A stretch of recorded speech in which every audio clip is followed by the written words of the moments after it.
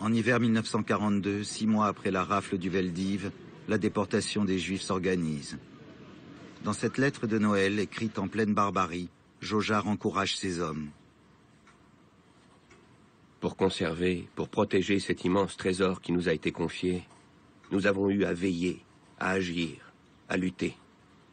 Nous l'avons jusqu'à ce jour maintenu à l'abri de tous les dangers. Maintenir. Quelle belle devise pour des jours d'épreuve. Les difficultés que nous avons surmontées ne sont peut-être pas comparables à celles que nous devrons affronter. Vous montez la garde autour des chefs-d'œuvre qui appartiennent à la nation. Transmettre ces chefs-d'œuvre aux générations qui nous suivent, tel est le devoir. Dans l'accomplissement de ce devoir, chacun de vous a sa part de mérite.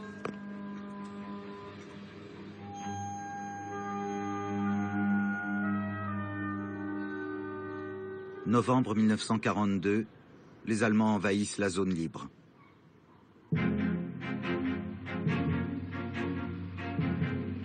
Le musée Ingres de Montauban se retrouve aussitôt en pleine zone de combat. Mais Jaujar anticipe. Avec l'accord de Wolf Metternich, tous les tableaux sont transportés dans des châteaux du voisinage.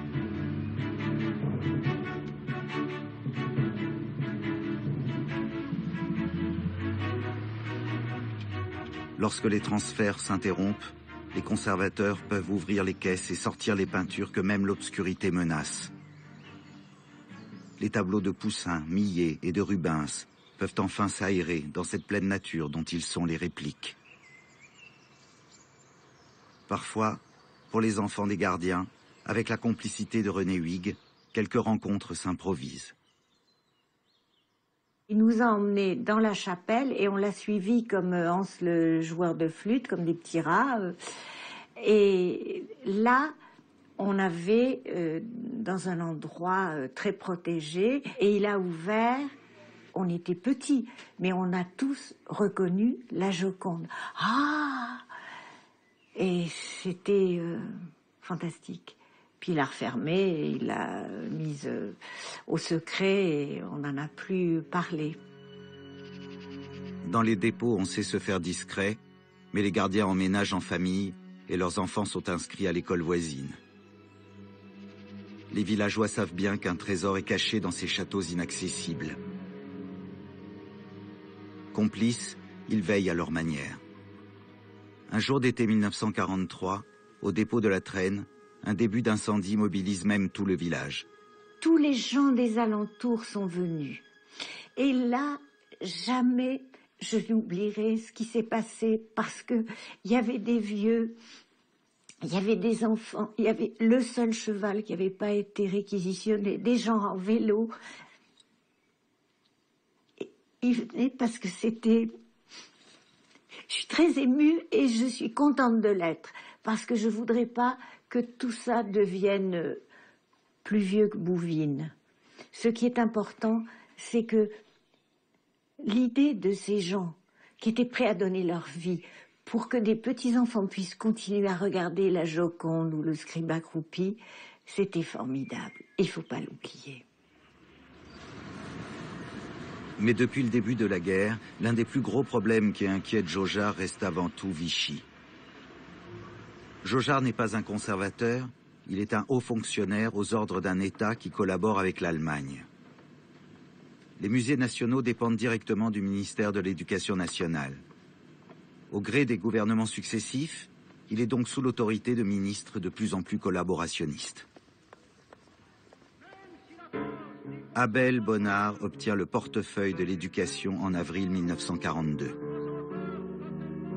Académicien pommadé de la tête aux pieds, Bonnard a pris pour modèle l'Allemagne nazie. En proposant la nomination de Bonnard au maréchal Pétain, Pierre Laval, chef du gouvernement, fait le choix d'un collaborationniste radical. Face à l'hystérique Bonnard, Jaujar doit redoubler de diplomatie et de stratégie politique. Pour agir librement, il joue même double jeu.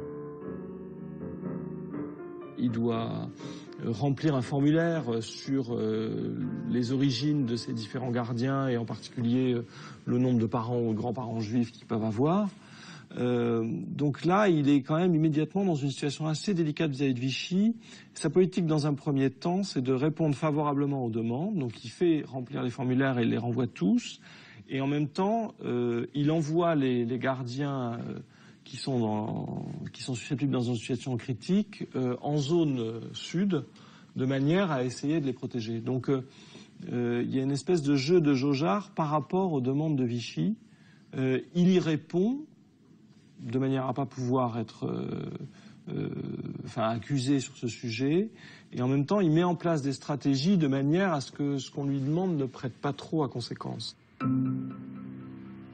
Le 2 août 1942, avec l'autorisation de Pétain, un commando allemand s'empare de l'adoration de l'agneau mystique, trésor national que la Belgique a confié à la France et que Jaugeard a mis en dépôt dans le Béarn. Un vol autorisé par le chef de l'État. Pour Jaugeard, la trahison est amère. Le rapport accablant qu'il adresse à Vichy est aux yeux de Pétain un désaveu risqué. Bonnard réclame sa tête. Mais le soutien du personnel fait barrage. Le renvoi de Jaugeard provoquerait une démission collective.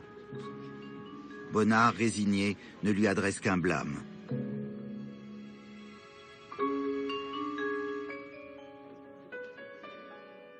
Wolf Metternich, indigné lui aussi par le vol de l'agneau mystique, veut le restituer à Jaugeard et réclame une commission d'enquête. Pour le Reich, c'en est trop.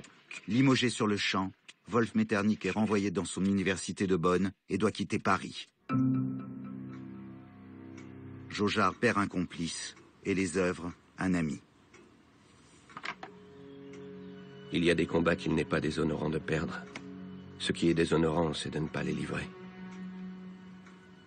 Lorsqu'il sera licencié par ses supérieurs, le motif en sera conception de son devoir trop francophile. Voilà la clé du problème. Une nuit, j'entends des chuchotements et tout d'un coup, j'entends Jaugeard qui dit à mon père, et vous savez André,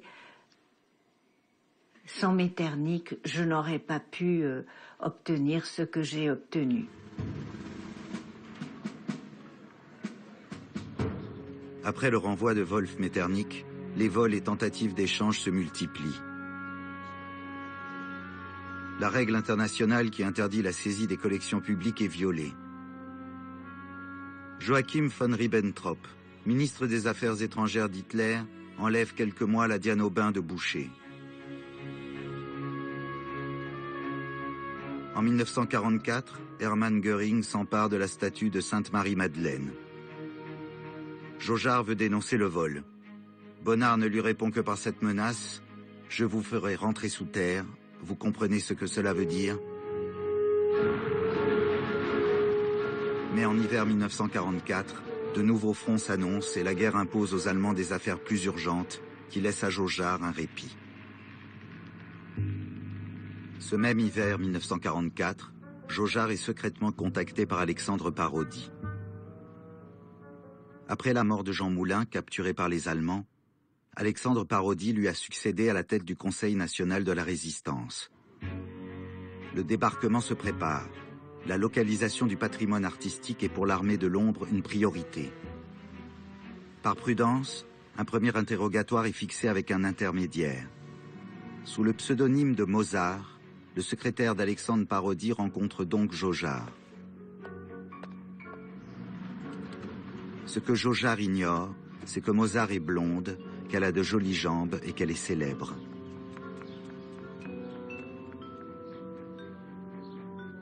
Mozart, dans le civil, s'appelle Jeanne Boitel.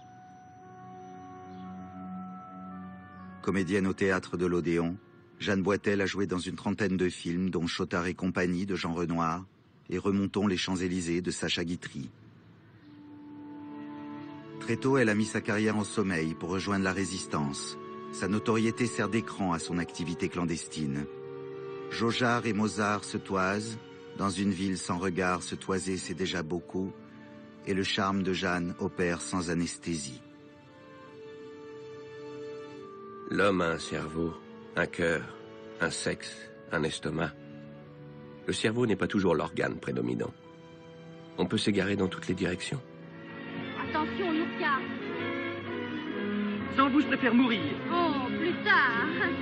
Pour l'instant, danser et faire mes plus bas. Pour être auprès de vous, j'escaladerai des précipices, je gravirai des montagnes, je frapperai contre la mort. Vous m'étourdissez. Je commettrai un crime au besoin. Oh, taisez-vous.